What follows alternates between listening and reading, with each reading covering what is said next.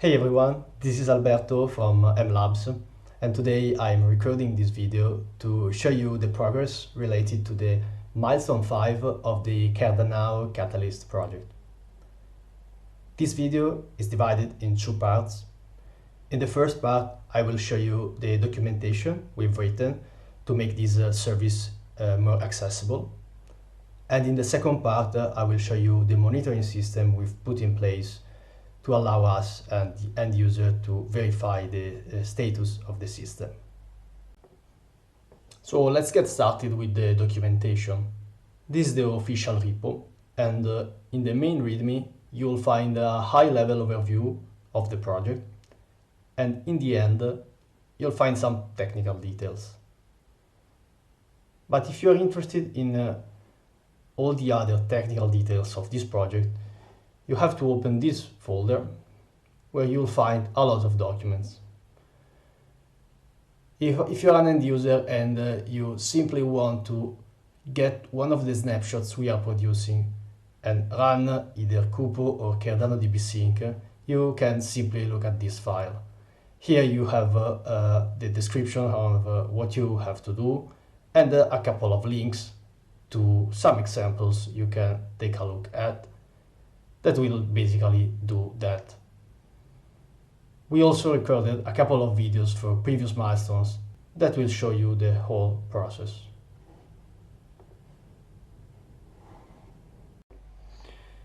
The other documents contains the details of other components of our system, and the idea is that a person with the access to this repo should be able to run CardaNow on their machine without depending on anyone. And here you should find all the instructions you need to do that. In particular, let's try open the deploy. And in this document, we describe how to deploy this application on an NixOS machine. And in particular, we also provided a Nix package that will run a virtual machine with the whole system working there. Another interesting document is the monitoring one, and this leads us to the next part of this video. Here, we describe the monitoring solution we've built and how to interact with it locally in case you are interested in running the service on your local machine.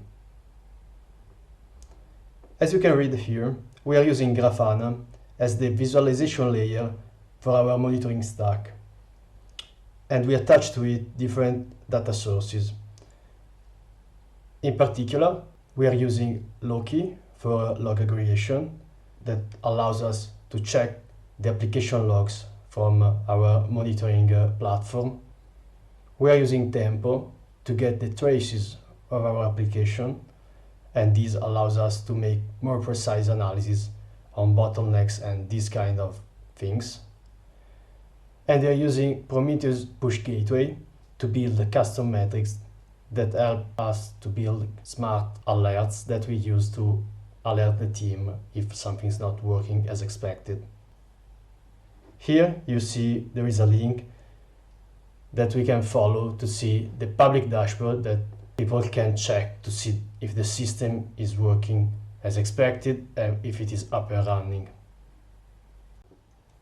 In this dashboard, which is publicly accessible by anyone, we can see the uptime of our system, and if in this very moment the exporter for the free network is running.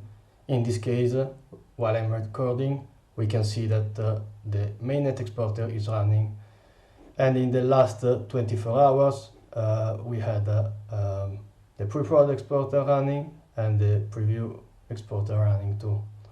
I'll take the chance to show you also the other dashboards we've built that are not publicly available but are useful to the MLabs team to do analysis and to check this whole system. In particular, we have this dashboard that shows a lot of the metrics related to the host machine. So you can see we are measuring the RAM usage, and all these kind of system metrics. We also have an application dashboard which shows data related to the application metrics, traces and logs. Here, for example, we have a graph that shows us how many seconds passed from the last time we did the sync between the local machine and the cloud bucket where we are putting the snapshots. And here we have 3 rows, 1 per network. And we have some data that different kind. For example, we have this graph that is showing us if the system is up and running. We have all the logs for that specific exporter. In this case, we are looking at the pre-prod one. We also have a graph similar to the one we have in the top that is measuring how many seconds passed from the last time we completely exported a snapshot. And then we are getting, as I was mentioning before, these traces that helps us to better understand how we are spending the time while we are running our service. The last thing that I want to show you is the alerting system we've put in place.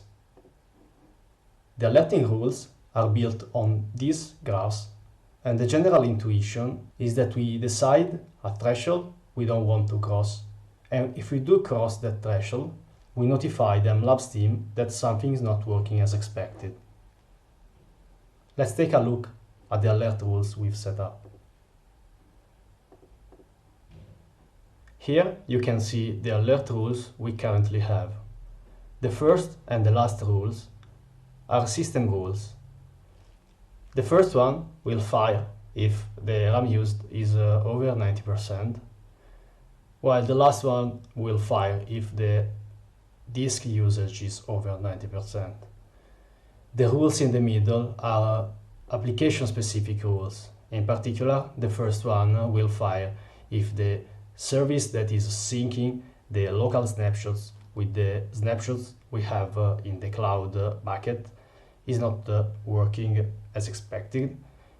In particular, if it hasn't started in the last 24 hours.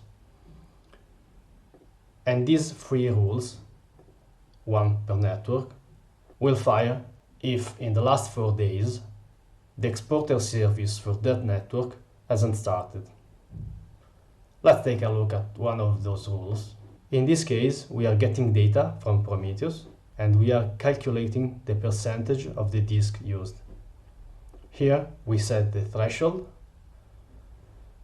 and when that threshold is reached, we will notify through Slack the MLabs team so that people can intervene and troubleshoot what's going on.